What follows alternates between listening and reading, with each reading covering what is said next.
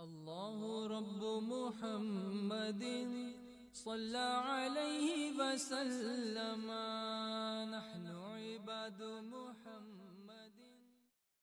بسم اللہ الرحمن الرحیم نحمدہ ونصلی ونسلم علی رسولہ الکریم وآلہ واصحابہ الکرام اجمعین ورب اشرح لی صدری ویسر لی امری واحلل عقدۃ من لسانی یفقہوا قولی.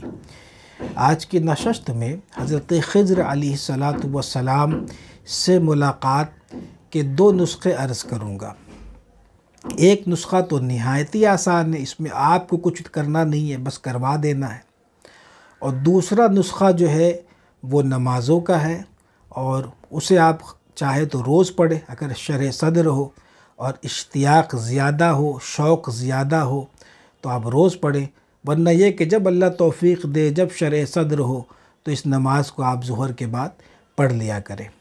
تو پہلا نسخہ آسان سا یہ ہے کہ جو صاحب حضرت خضر علیہ السلام سے ملاقات کے خواہاں ہیں، ان سے ملاقات کے متمنی ہیں، ان سے ملنا چاہتے ہیں، مصافحہ کرنا چاہتے ہیں، تو وہ اپنی والدہ سے اس کے لیے دعا کرائیں.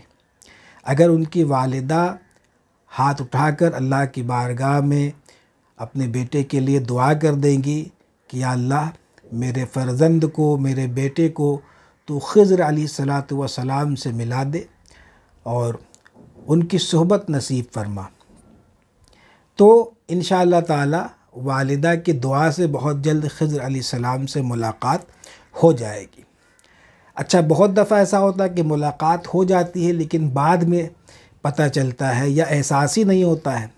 بہت دفعہ ایسا ہوتا ہے کہ بھیڑ میں، جیسے مشائخ کرام کے آراس وغیرہ میں یا کسی ایسے مقام پر کہ وہ ملاقات ہو گئی، رہنمائی کر گئے، لیکن ہمیں اس کا احساس نہیں ہے، یا جو لوگ تھوڑا ادراک رکھتے ہیں یا بعد میں ان کو احساس ہوتا ہے تو پھر وہ کف دست ملتے ہیں.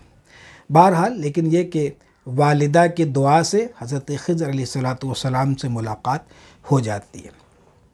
اور دوسرا نسخہ یہ ہے کہ ظہر کی نماز کے بعد آپ 10 نفل اس طور پہ پڑھنے کا معمول بنا لیں کہ اس میں پہلی رکعت میں علم تر کیف اور آخری 10ویں رکعت میں والناس، جیسے سورہ تراویح میں ہم لوگ پڑھتے ہیں نا، تو اس طریقے سے جیسے علم تر کیف اور دوسری رکعت میں لإلاف قریش، اسی طریقے سے 2 رکعت کر کے 10 رکعت پڑھیں گے، اور یہ 10 صورتیں علم تر کیف سے والناس تک ان 10 رکعتوں میں پڑھی جائے گی.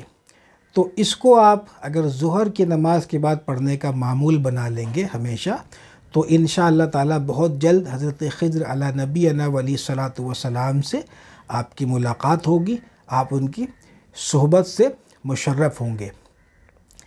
اب اس میں یہ ہے کہ اس نماز کو چاہے تو روزانہ پڑھیں اور چاہے تو جب شرح صدر ہو، جب دل کرے تو اس کو پڑھ لیں. تو اس میں یہ نہیں ہے کہ روزانہ ہی اس کو پڑھنا ہے اور جب تک ملاقات نہیں ہو تو پھر اس کو ہمیشہ پڑھتے رہیں اس طریقے سے. اور ملاقات کے لیے یہ نہیں، اس میں یہ نیت نہیں کرنی ہے کہ ہم یہ نماز پڑھ رہے ہیں یا ہم نے اپنی والدہ سے دعا کرا دی ہے تو اب خضر علیہ السلام آ کر کے ہم سے ملاقات کریں گے. نہیں، یہ ایسا نہیں ہے، بلکہ یہ چیز اصل میں اگر مجھ سے پوچھیں، امور جو ہے وہبی ہے، یعنی کہ یہ خالص ایک وہبی ایک امر ہے، اور یہ محض اللہ تبارک و تعالیٰ کی عطا ہے کہ وہ جسے چاہے یہ عطا کر دے، ہبہ کر دے. اور کسب اس معنی میں کہ اگر ہم نماز پڑھ رہے ہیں یا کوئی وظیفہ یا کوئی عمل پڑھ رہے ہیں مشائخ کرام رضوان اللہ تعالی علیہم اجمعین کا عطا فرمودہ، وہ سب اپنی جگہ پہ درست ہے کہ اس میں ہم ایک صورت کسب کی تو ہے، لیکن بالآخر یہ اللہ کے فضل پر اور اس کی عطا پر موقوف ہے کہ جب اللہ کا فضل ہوگا تو یہ بلا کسب، بے محنت بھی یہ چیزیں عطا ہو جاتی ہیں.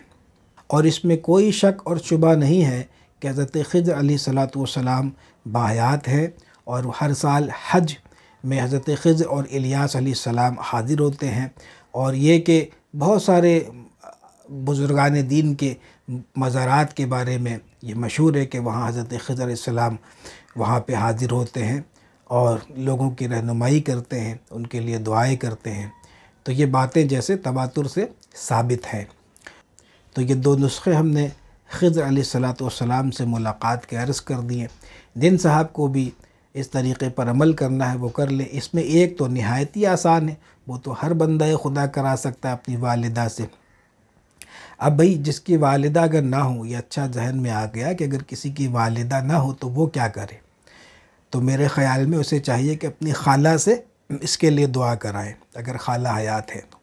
اور اگر اس قسم کی کوئی عورتیں خاندان میں باحیات نہیں ہیں تو پھر یہ چاہیے کہ جو بہت قریبی، آپ کا بہت زیادہ قریبی دوست ہو یا کوئی رشتے کا بھائی ہو، اس کی والدہ سے اس کے لیے دعا کرائیں۔ تو اللہ تبارک و تعالی ہم سب کو علم نافع اور خیر کثیر عطا فرمائے۔ وآخر دعوانا ان الحمد للہ رب العالمین۔ لا إله إلا الله وحده لا شريك له له الملك وله الحمد وهو على كل شيء قدير